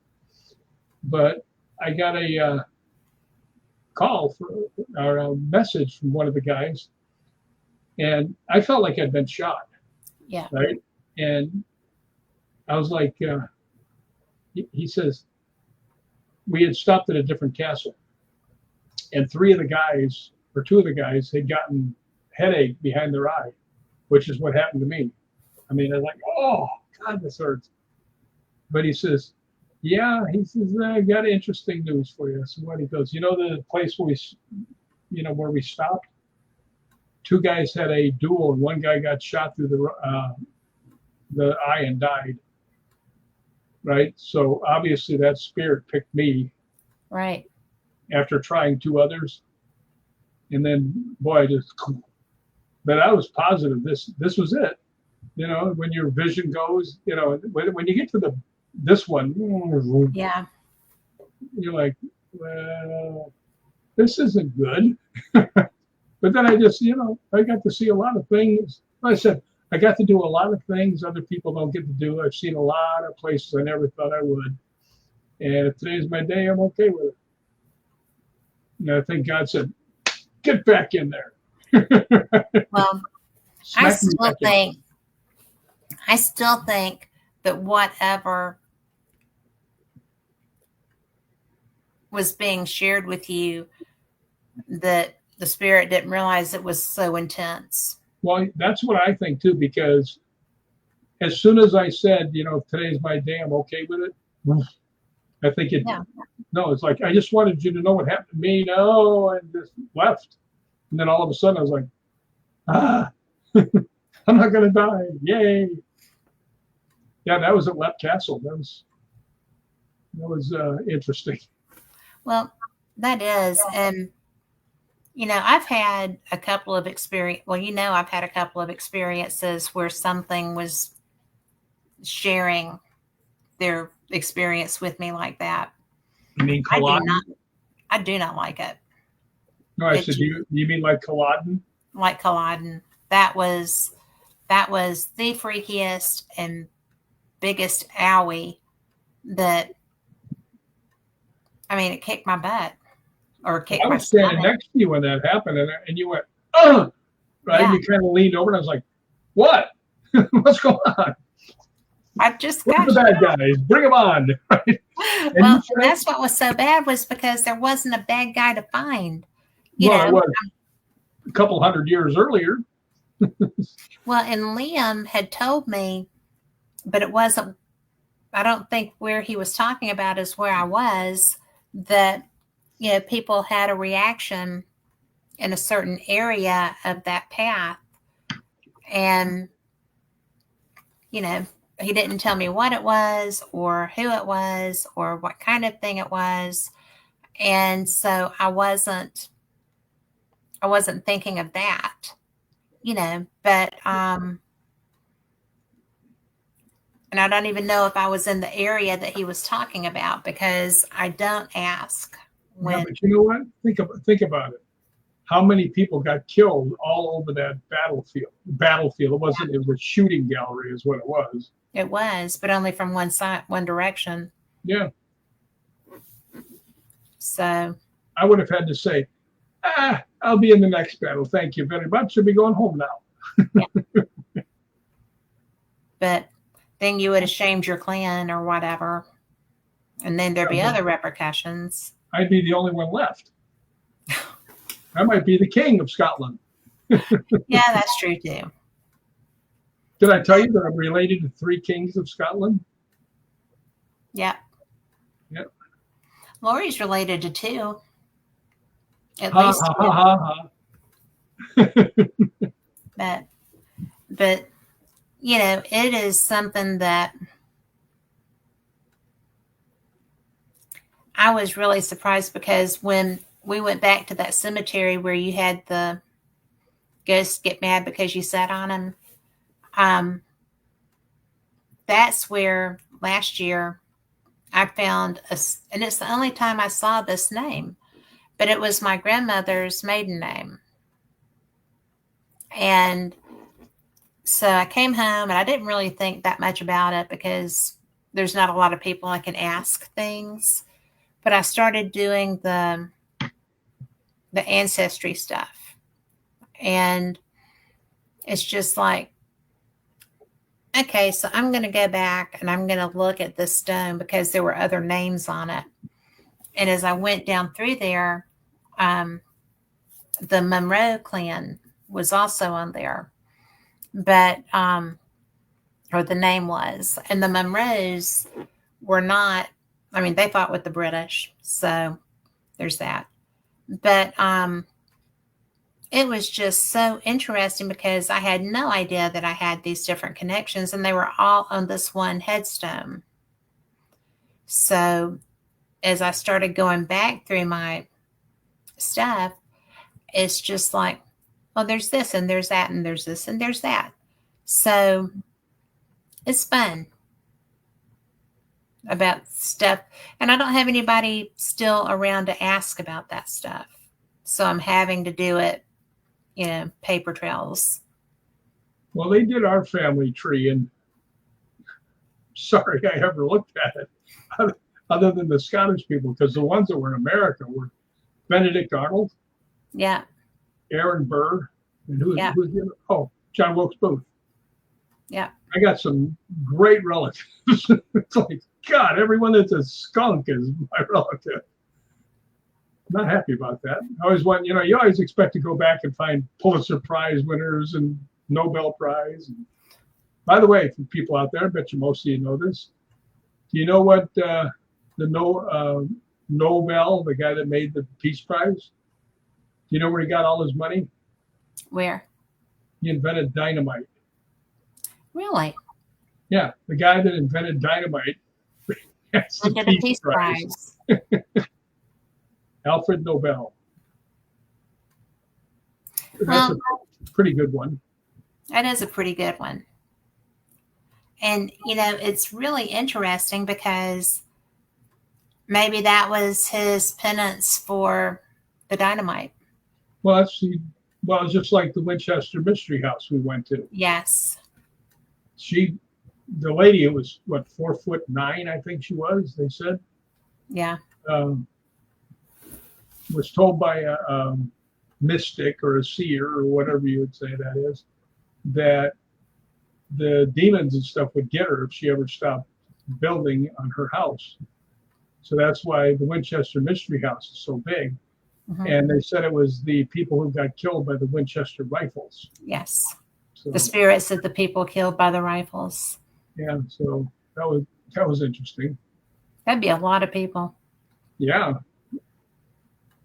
Little 4'9" girl against all the people who got killed by Winchesters. And I think that's a very fair fight, if you ask me. Yeah. I've been hanging around them Scottish guys too much. Yeah. But the best part about when we were there was I got that picture of that gardener, that shadow figure working in the garden. Yeah, that was bizarre. That was bizarre. And I didn't really know it until, because if I'm not doing a residential, I review when I get a chance, right? So when I got through, I, was going back through my pictures and I was like, wow, that's something. And it was a man bent over the garden, bent over gardening. Well, go ahead. And that is in, I don't know if that's in one that's already been printed or not, but yeah, it's in Fate Magazine. Yeah, it's Fate Magazine. Fate Magazine. Kat Hobson, voice of Fate Magazine. I believe I've introduced you that way several times. You have said that a few times. But, that is something else, too, that is just one of those this thing is driving me crazy. But it's actually a short putt. But, that's something that was just a gift also, because the former host was a rapscallion and was just not very professional in how he dealt with Phyllis or with me. And I had started my own network and just told her when she found a new host, bring it on. And so she said, well, how about you? I said, why, thank you. And I love it. I love getting to do this show. It's so much fun. But, well, I'm kind of glad you got it too. I know, right? So, well, perhaps if I hadn't, because that's, in fact, you're the first person that announced that I was the host of Fate Magazine Radio when we were at Scarefest doing that hunt with the Hollywood Ghost Hunters. I ratted you out You did to the whole crowd. And it was so funny because Kane was standing there and I was like, well, we haven't really, it just happened. I haven't really said anything, announced it yet. And Kane looked at her and said, you just did. And I was like, gotcha. Thank you. He's a pistol. He and I are a lot alike. You are a lot alike. I'm way nicer and handsomer, but we're a lot alike. Well, since I don't know him as well, I'm going to let you slide on that one. Well, no, he's been a great friend to me. And I've been to him too. I mean, yeah. So. Well, you're both honorable men, so that's nice. We almost never talk to each other. Yeah. But it's definitely fun. Not boys. I mean, not like girls. Boys aren't like girls. Well, I got to tell you one of my favorite stories. Tell me. He and I were in a car, And I remember it being a convertible, but I don't know who had it. It wasn't mine. But I was in the passenger seat. And we're driving and we're stopped at a light. These two guys pull up and they're in a convertible. And they're giving us the side eye, you know, right? Yeah. Kane's sitting there and he goes, "Hey, Rick." I went, "What?" So they could see, and he goes, "Those guys next to us are trying to scare us." I leaned over and he goes, "Are you scared?" And I went, "Not yet." Kane looks over and he goes, "Little more, please." They just hit the gas and drink off. Well, because you're both such tiny men. Well, for those people who don't know, Kane plays Jason in the Friday the 13th movies. He's a large person. He is a large person. Yep. But and RA is 6'5" and like 350. And people used to ask me, like George Norrie would ask me, you know, when you're ghost hunting, I said, "Well, we've got a problem most teams don't." I said, "We never see RA." He goes, "Well, why is that?" I said, "Well, when we're walking down the hallway, we need me and Kane to walk on one side, and him to balance the building out. He's got to stand on the other side. So we never see him after we get in the building. He's probably laying down sleeping somewhere. You know, that was fun because we actually ghost hunted that distillery. What was that? A brewery? In Lexington? I'm not exactly sure what that was. I don't know what it was either. But I remember we saw you and me and Brian Ingerman all saw the exact same shape up against the wall moving. Yeah. And that was it you that had your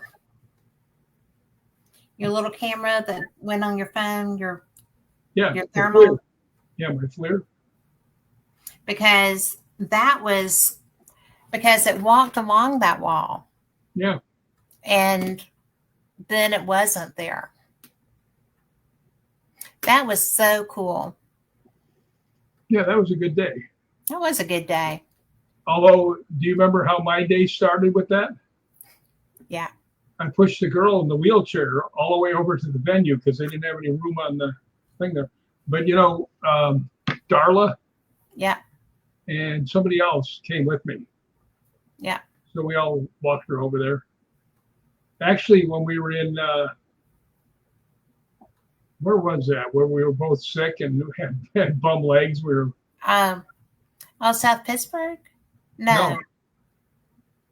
Oh, that was a distillery. That was also in Tennessee. Yeah. But that was an interesting place. But that picture looked like The Walking Dead. Neither one of us could do anything. Well, that girl was there. The one was in the wheelchair. She loves ghost hunting, right? Yes. She was there. And they started playing music, and I went over and grabbed her and drug her out there, and I was spinning her around. We were dancing out there. That was when I weighed. I mean, I lost like 40 pounds. I looked like a dead guy. I'm surprised somebody didn't take pictures of me. Well, you did, and your leg was trashed. My leg was. That was when I had just started walking again. So after that knee break. By the way, your best female friend ever. I do. That Lori person. I do.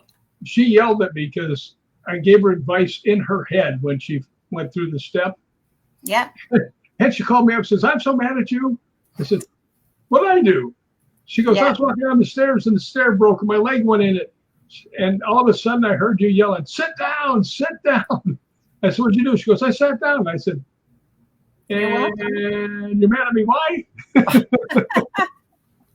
That was a hoot, though, because she was so surprised. Yeah, I'm kind of surprised. I'd pop in with some info. Well, and it was good info. Well, I had that, Dee Dee Jabril. Mm-hmm. She was actually there where I was giving that speech. And as soon as I was done, I started to walk away. I just told people about the voice. and Rick right behind me, and there's nobody back there. And I turned around and I looked at these two ladies in front. I said, "Did you hear something?" They said, "We heard a girl call your name," and Dee Dee is sitting back there and she goes like this. I was like, "It happens." Yeah. And then Lee Dunn told you who it was. So did Heather. Yeah. Both of them were so right on with, the same thing. Heather's a little scary. Heather's so right on about stuff. Well, that's what's scary. I mean, because she had Willow, she had my dad, she had my nephew, she had my nephew's dad, and none of those names are affiliated with me at all, except for my dad. Well, I have to show you something. Show me something. When she was telling me everything, she goes, "And your grandma wants you to remember the glass." And I'm like, "What kind of glass? Did I bring her some souvenir from something?" And then I remembered, I don't know if you can see all this. You see what it says? The Man in the Glass? Yes. And that's my grandma with this poem she loved. Yes. I made this up for her, gave it to her. And she goes, "Remember the glass." So there's no way anybody could have known that. I forgot about it, and I was the one who did it. Yeah. So there are people out there that are very good psychics. There There's are. other people I just want to bop them on the head. Like little Benny Foo-Foo. Yeah. Yeah. I get so blown away because I'm used to people talk to me a lot, right? Because of what I do. And That's not why. because I like people too. Yeah, you're friendly. But people will want to tell me, they'll want to give me a reading or whatever, and I'm real picky with my energy and who I let interact with it. So there's that. But if I tell somebody it's okay, it's really surprising what good people can do. It's real funny what people that aren't so good can do too. Yeah, it's amazing. If you treat people nice, they treat you nice. It was so funny when we went back to Scotland. It was nice walking into places. Rick! It was like, you remember when my reservation got messed up? Yeah. Yeah, that didn't go over well. That did not go over well. But you knew I was going to come out in the end on that one. Well, I don't think anybody ever doubts that. I was like, I have my facts. I know what I'm talking about. You're usually pretty great at that.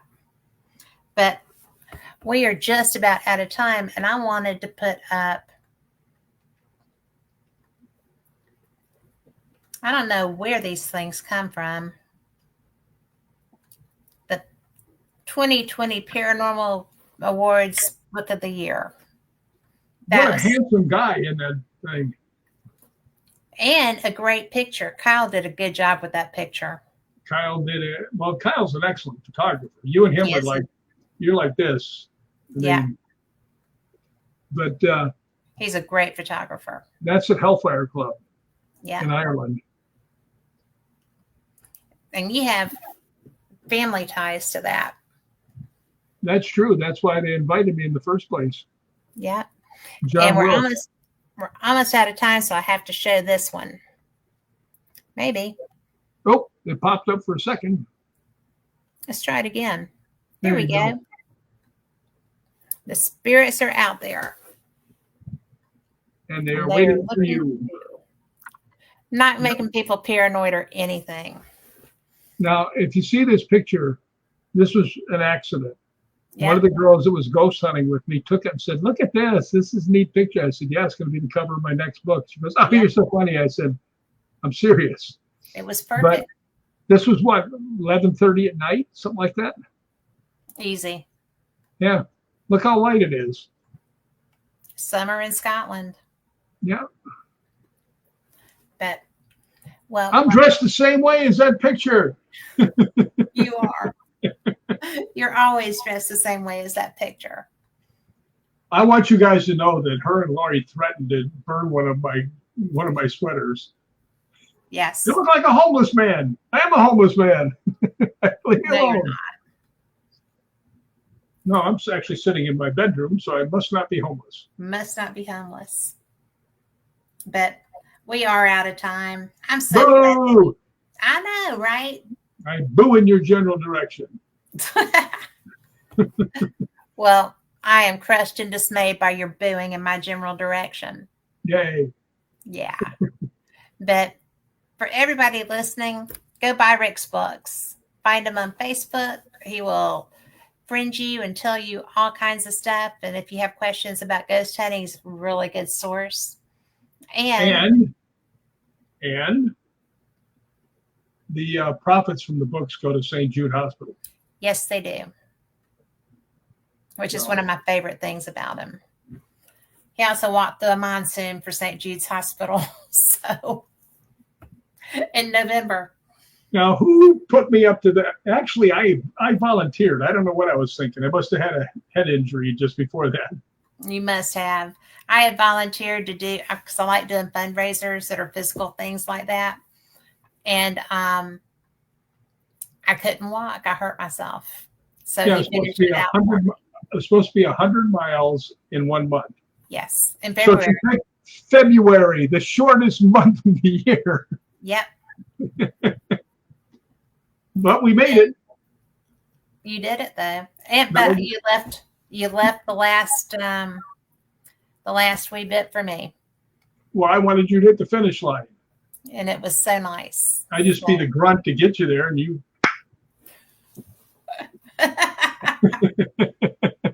But they got their fundraising. Yep. So it was good.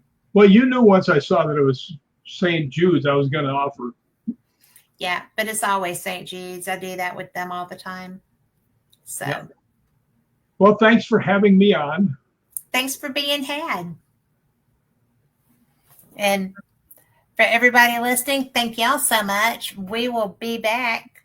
I'll be back Wednesday with Paranormal Experience, and then back with Fate Mag Radio. Y'all have a great week. Take care. Hug somebody, because you know it's a little tough out there right now. So just make sure that they're friendly. So You know what? what? You just have to, keep things handy. Yeah. I love it. And now we're going to go on that note. See ya. Good night, everybody. Bye. Bye.